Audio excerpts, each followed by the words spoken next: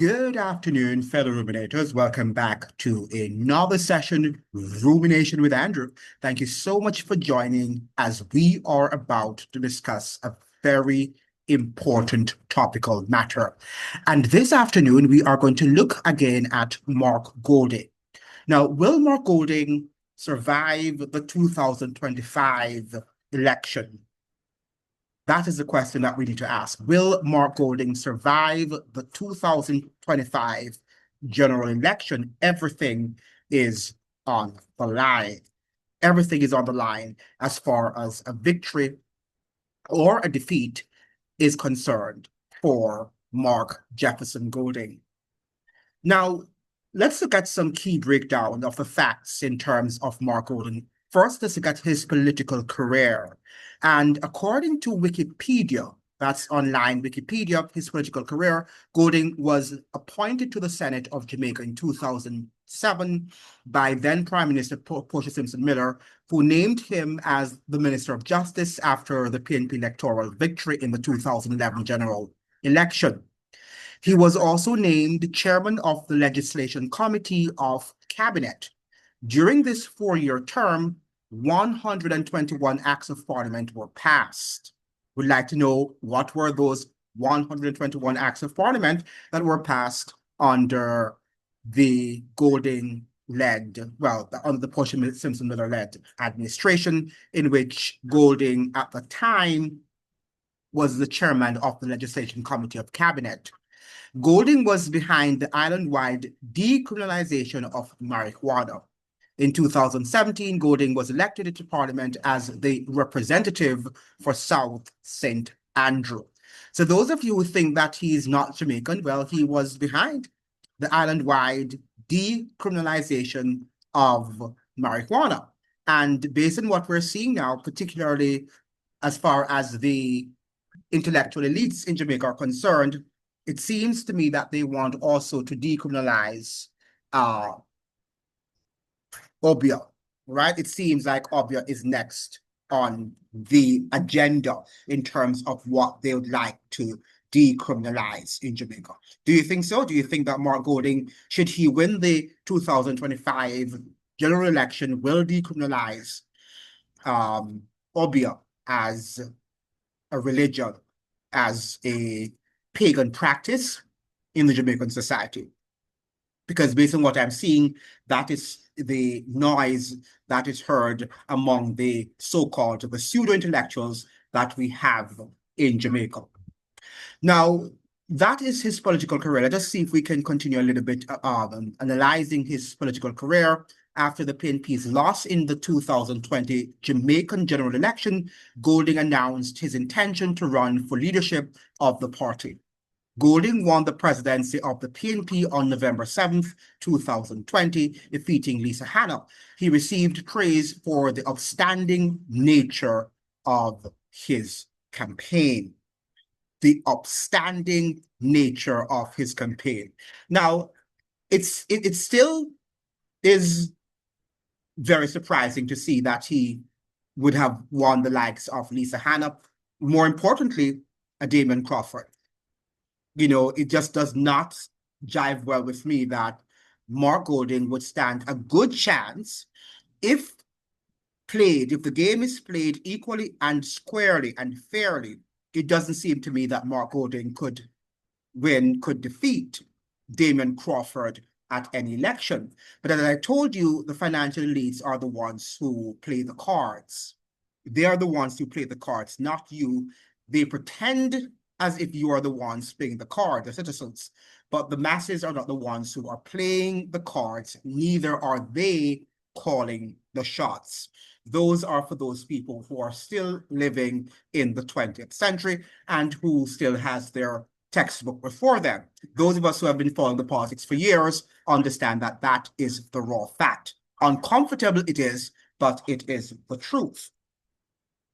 Now, let us look at some key breakdown should Mark Golding lose the election. It seems to me that the PNP now is struggling. I don't think that they are confident to have Andrew Holness as their competitor because, Andrew Holness seems to have mastered the art of politics, if it's an art, a science, whatever you want to call it, and he seems to be moving full speed ahead of Mark Golding. According to Orville Higgins in his piece this morning, according to the Blue Dot survey, that's the political poll that was done, that the GLP is 4 percentage points ahead of the PNP. The GLP is 4 percentage points ahead of the PNP, I should say. Now, that is not impressive if they're just 4% ahead, because Andrew Holness is the incumbent government and he has had 10 years so far in office. So shouldn't he be way ahead? So it doesn't seem like he is that strong. It doesn't seem like Andrew Holness is that formidable a leader. But elections are, if it's 1% and you win by 1%, even if it is 0.01% and you win the election, that is, you won, right? It might not be the strongest government, but the fact is that you would have won. And perhaps Andrew Holness is going to win by a very thin margin, a very razor-thin margin that he will win by should he win the elections. But let us look at some breakdowns here. The key challenges facing Mark Golding. What are some of the key challenges that are facing Mark Jefferson Golding? I would think that one, he is not able to articulate explicitly his manifesto and his policies in terms of what are the actions and the policies that he would implement should he win the general election. He's still obfuscating. He's still deflecting and he's not sure. He's diffident to express what he wants to express. Or perhaps there's nothing to express. Perhaps there's nothing to express, and that is the reason why Mark Jefferson Golding is shying away from expressing and articulating a clear agenda for the 2025 general election in terms of what will Mark Jefferson Golding do differently than what Andrew Holness is currently doing as the ruling government. We need to ask him those questions. Another challenging, aspect of Golding and his leadership is that he does not connect with the Jamaican people that well. Remember now that Mark Golding is a part of the elite circle, and he grew up as a sheltered young man and into his right now a middle-aged man. So he has been sheltered all his years. So he does not know how to connect with the ordinary folk, right? And to understand the plight, the very deep economic plight of the Jamaican people. He has always had a silver spoon in his mouth. Now, it does not mean, therefore, that if he wants to connect with the Jamaican people, that he can connect, but maybe he does not want to connect with them either. Another challenge that I think that Mark Golding faces is that you have an Andrew Holness that is not the Andrew Holness of yesteryear. He has grown in the politics and he has spent a much longer time in politics and is the protege of Edward Seaga. So therefore, Edward Seaga would have really given him all of the skills and the knowledge that he would have to exercise in politics. So Andrew Holness by far is able to outmaneuver Mark Golding in terms of skills as far as politics is concerned. He understands the politics much better and is able to connect and is able to maneuver the political landscape much more dexterity, with a greater level of dexterity, I should say, than Mark Golding is able to do. As I've said on a previous occasion, Mark Golding does not seem to be connected, even though he's a part of the Jamaican elites, to the broad swath of financial support that Andrew Holness has. Andrew Holness seems to have developed a very close relationship, very close ties with the financial giants, the likes of the the Michael Lee Chins and other people with whom he would have developed relationship, and they seem to love him, they seem to like him, and they are benefiting from whatever policies that the Andrew Holness-led administration has implemented. So it means, therefore, that they would prefer if Andrew Holness wins a third term. That is my understanding. What do you think? I don't know, but that is what I'm sensing. And even the other day, as I said in the previous video, that Mark Golding came out very stridently speaking against the private sector organization of Jamaica, saying that they are pro Dennis Chung and that they have thrown their full support for Dennis Chung's leadership of the Federal Investigations Division. Now, that should send some amount of signal to the populace, to the electorate, that perhaps the private sector organization of Jamaica endorses Andrew Holness's third term election and victory. It seems to me that that is what is happening. I am not saying that that is what is really happening, but we have to read between the lines and see what they say and how they are moving. And based on what I'm seeing, Mark Golding is not very content. He's not very happy with how the financial elites are treating the matter. And it seems as if they are actually siding with the incumbent government under the leadership of Andrew Holness. Now, what would a loss mean for Mark Golding's leadership? I think that that would end his political career. I think that if Mark Golding should lose the election, there is going to be a lot of blame cast within the PNP circles, the PNP power circles, in terms of, if we had chosen a Damon Crawford, if we had chosen a Lisa Hanna, or if we had chosen somebody else, perhaps they would have put up a better fight and would have won Andrew Holness after the general election. However, I think that Mark Golding is going to be like the Peter Phillips. It is going to be the end of his political career. Now, I would say the end of his political career as far as leadership is concerned, in terms of becoming the leader of he will no longer hold that position as leader of the opposition party. I think that unless you'd be willing to accept a lower rank, an inferior position, but not as a leader, because I don't think that Mark Golding, even though he has been at the helm since 2020, really is throwing his weight behind the position. I don't think that he has a presence as a leader. And that is what I'm thinking. When you look at Andrew Holness, even when he was in the opposition, he looked like a budding leader, a fledgling leader. He did look like that. I'm not saying that he is an excellent leader, but what I'm saying, that a leader, whether you're good or not, ought to have a presence. When you walk in the room, people must feel that you are a leader, that you have a presence. And Mark Golding, if he should walk in a room, he looks like an ordinary person. He doesn't look like a leader, someone who's commanding the attention of his followers. He's just going by title as the party leader of the People's National Party. But does he really have that commanding presence? I don't think he has that commanding presence. What do you think? Let me know in the comment section. Now,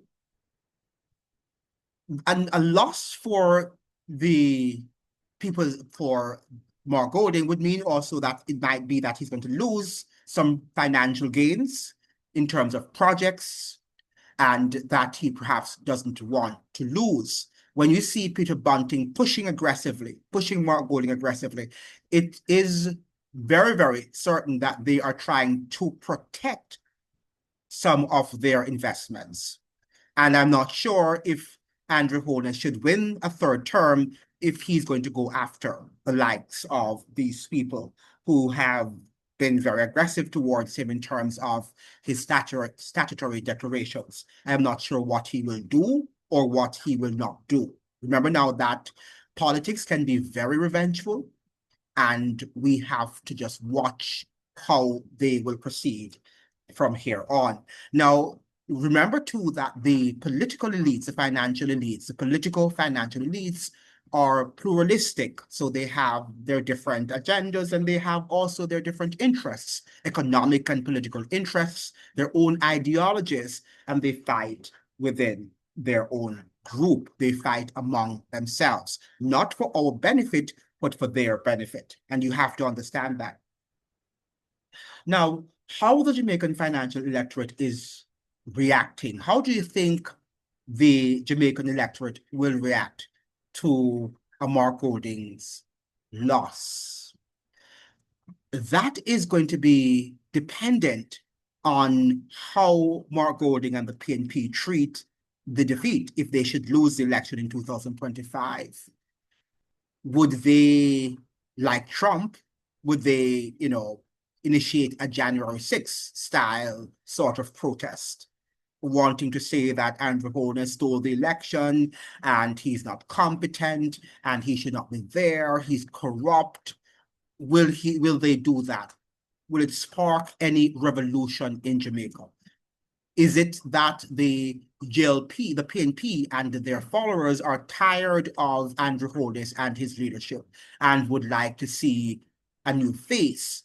Will they sit down and think that this is what we're going to have? And we just hope that there will be a peaceful transfer of power. We hope, for Jamaica's sake, that there will be a peaceful transfer of power. We must say here, and we must also denounce what Andrew Holness did recently when they were doing when they were launching and they had the PNP had their peaceful protest, that they should not have interfered. They should not have interfered in that protest. It is the PNP's right to have instigated a protest action against the appointment of Dennis Chung, and for them to express democratically what they think, if we are, in fact, as they say, a true democracy. But Andrew Holness was there with, not Andrew Holness, but the GLP and their followers were there, and they were almost deriding the PNP for having launched their attacks. That was not a good image. And if Andrew Holness, which he has already done, he has set that precedent, so it means, therefore, that the PNP can follow up on that precedent that he has just set. So we have to be careful how we behave. So we hope that should Andrew Holness win the government election in 2025, or whenever it's called, that the PNP will not, launch, initiate, instigate a protest action against his government, overthrow it. We hope that none of that will ever happen, because that would be unprecedented in Jamaica's history.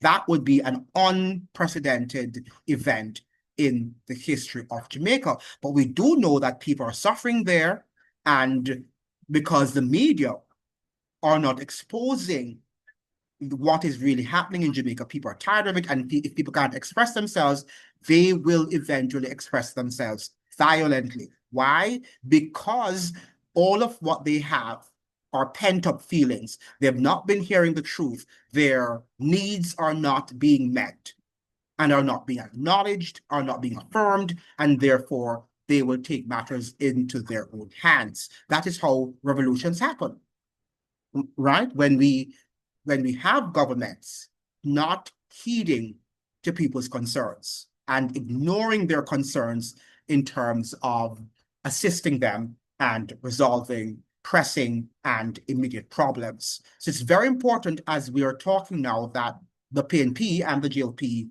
think about these matters. And also the press, the media houses need to play their role and to stop playing party and partisan politics.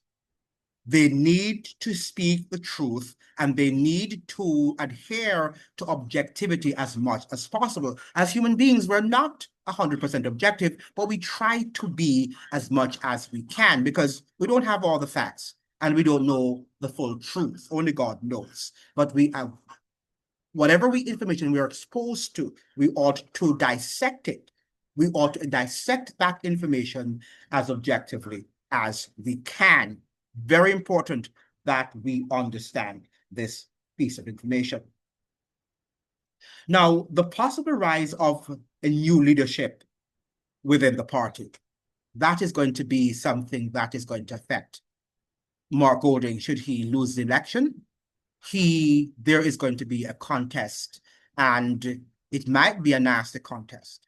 And if the PNP does not meet now to say, what if Mark Golding should lose the next election? What will they do?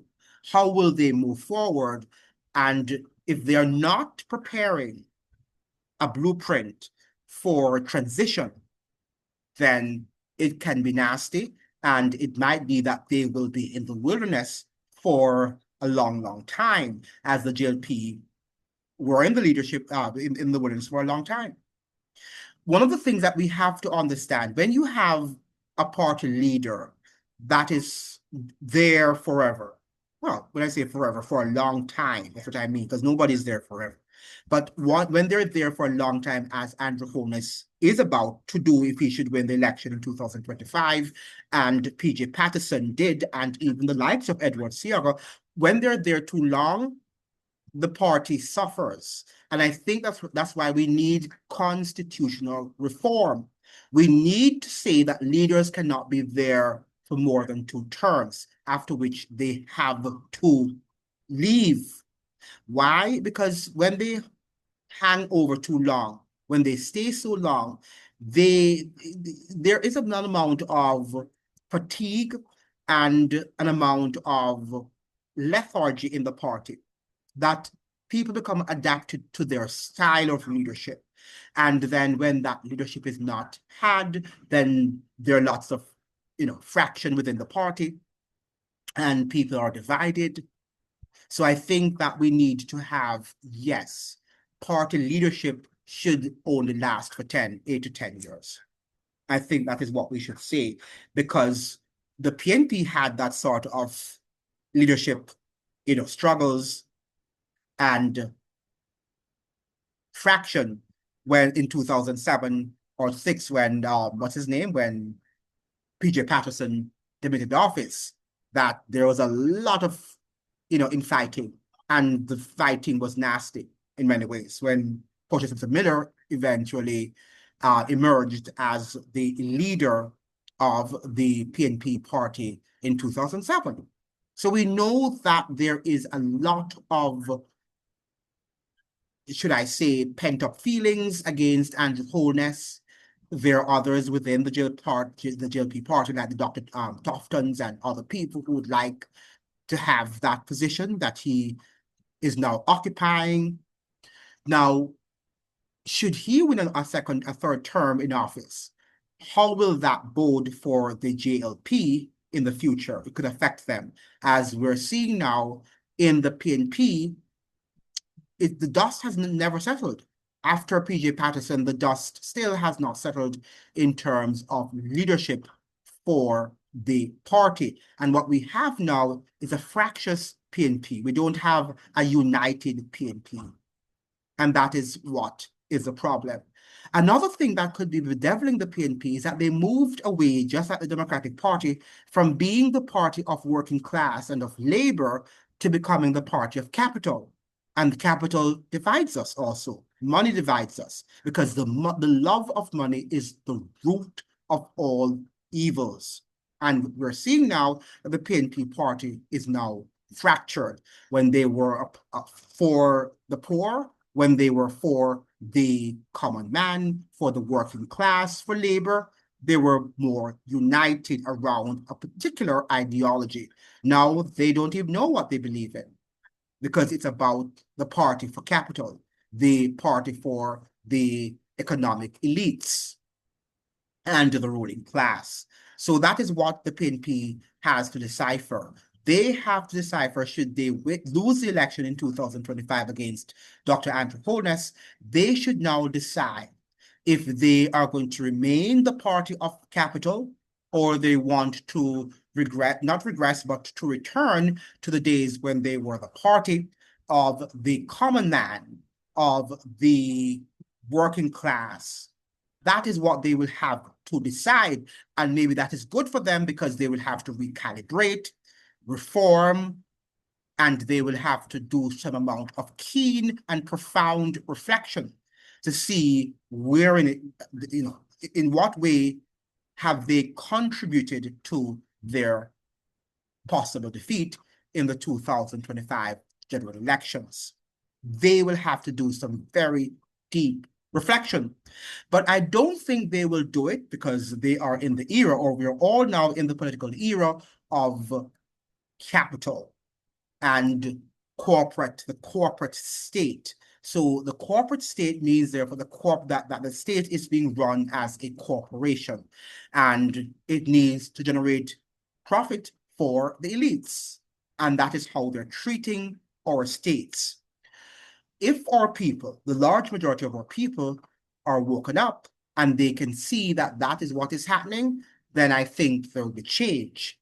The fact is, the very unfortunate and sad fact is that many of our people do not realize that what we have in Jamaica and around the world, particularly in the West, are corporate states ruled and governed by financial elites, from giant financial elites, whose only quest is to gain profit.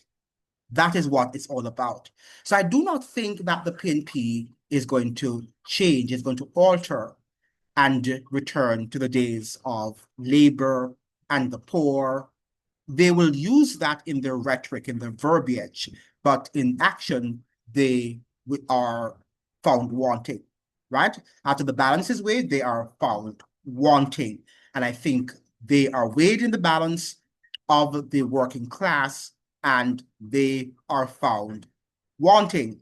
And I think that is what we need to look at this given moment. What do you think? Do you think that the PNP party as it stands now is an effective party?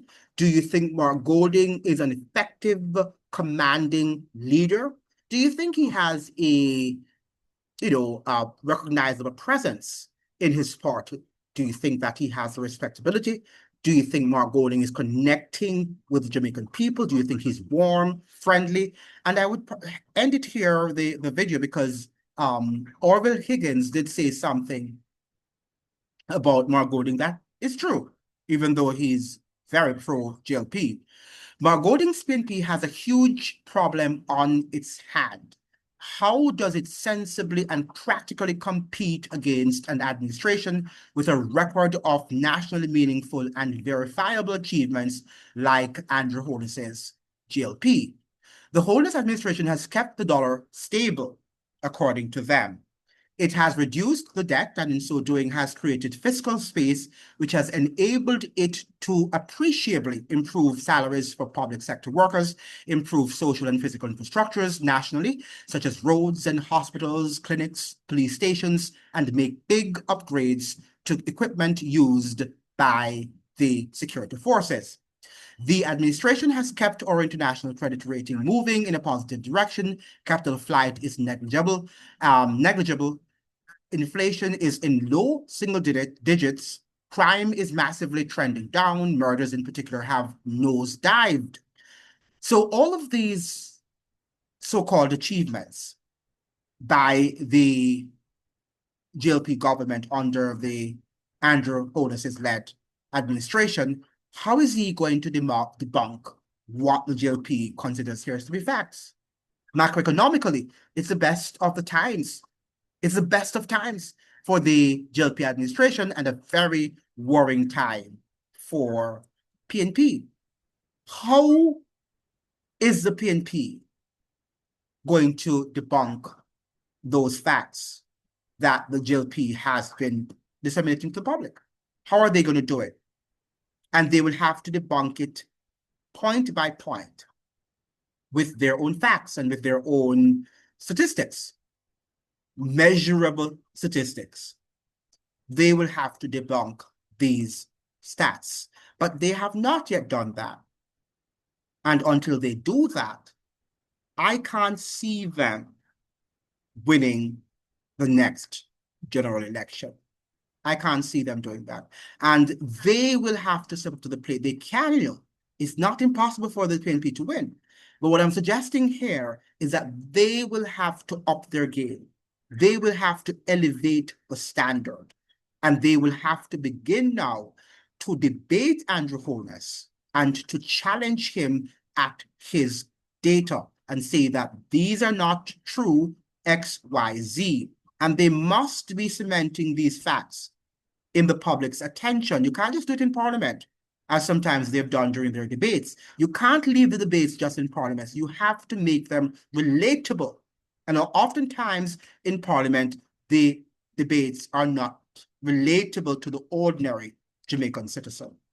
So the PNP have to go out there and not Dr., but Mark Golding and Dr. Dayton Campbell and all these people have to go out there and let the Jamaican people know that based on what the JLP are suggesting, these stats are not true, but you just can't say that they're not true. You have to render something that is credible to suggest that that information is not credible. I think that that is what they have to do now, but they're not doing it. On social media also, the JLP seem to be more visible. The PNP will have to find ways and means also of becoming visible on social media, because that's where you find a lot of your young people. That is, and probably swing voters. So they have to make themselves more visible on social media. And I end here by saying that they will have to make the election more relatable to people in terms of the cost of living. The cost of living. Jamaicans are largely not surviving well in the country. So they will have to suggest ways in which they are going to make the cost of living more affordable for the average Jamaican. That is what they have to do. But Mark Golding has not sought to do that. And we don't want to hear these technical jargons, the jargons of the IMF and the World Bank and these financial institutions, or the jargons of the experts, the financial, economic experts. We want to hear the jargon of the people. Make it relatable. That how are they going to buy a pound of rice here? How are they going to be able to budget for their monthly groceries or their weekly or their daily whenever they go to the supermarket? How are they going to do that? Because now they can't, because the cost of living is beyond the roof. Mark Golding has to step up and address these very pressing matters, these very pressing issues. If he should do that within the very narrow, space we have now, the narrow time, the narrow window of time that we have now, I think that if he does that, he perhaps could win Andrew Holness. But until he begins to step up to the table, then he won't. And then he will have to step down. He'll be forced to step down as the leader of the People's National Party, of which he claims he is a proud member and leader. Thank you so much for joining. I hope that you like, share, and subscribe, like the videos so the videos can be shared with as many people on the platform. See you in another one. Adios.